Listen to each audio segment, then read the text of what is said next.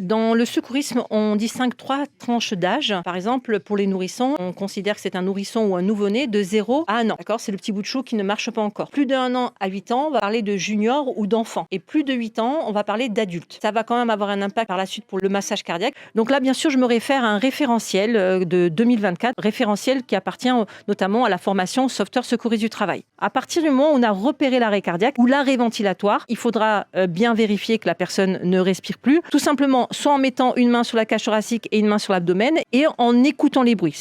Soit j'entends, soit je sens et bien sûr, je vois la cage thoracique se soulever et s'affaisser avec l'abdomen, bien sûr. Et ça, c'est pendant 10 secondes. Que ce soit pour le nourrisson, l'enfant ou l'adulte, ça sera la même technique. L'absence de respiration demande un massage cardiaque et un bouche à bouche. Le bouche à bouche, bien sûr, avec les protections buccales. Si vous n'avez pas de protection buccale et qu'il y a répulsion, etc., je vous invite quand même à faire qu'un massage cardiaque en attendant l'arrivée des secours et bien sûr, dans l'éventualité d'un défibrillateur qui se présente à vous, donc dans les quelques secondes. Pour l'enfant et pour le nourrisson, on va faire 5 insufflations starter et ensuite on va faire du 15 compressions en alternance avec 2 insufflations, nourrisson, bouche et nez. L'enfant, selon la morphologie, on peut faire un bouche à bouche en bouchant bien sûr les narines. Pour un nourrisson, on n'utilisera pas les 2 mains mais la pulpe des doigts pour faire le massage cardiaque. C'est-à-dire qu'on va prendre 2 doigts, on va le positionner sur l'os du sternum du nourrisson et on va appuyer avec une seule main la pulpe des doigts. Pour l'enfant, on va faire 15 compressions thoraciques mais cette fois-ci avec une seule main et c'est le talon de la main qui va se positionner sur l'os du sternum, donc au milieu de la poitrine et ça va se positionner de la façon en surélevant bien sûr les doigts pour éviter de comprimer sur les côtes. Alors le positionnement du secouriste va masser du haut vers le bas en sachant qu'il ne faut pas qu'il se déplace lors du massage cardiaque parce qu'il risquerait de masser sur des côtes et éventuellement de les casser. Pour l'adulte, la différence, c'est forcément par rapport au développement, au niveau des organes et puis de la forme de la cage thoracique. On va faire ce qu'on appelle 30 compressions thoraciques en alternance avec 2 insufflations. Et on va continuer le cycle. En fait, on va comprimer la cage thoracique de 100 à 120 compressions minutes en sachant que le temps de compression est égal au temps de relâchement. Et chez l'adulte, on va enfoncer la cage thoracique, du moins on va essayer, de 5 à 6 cm.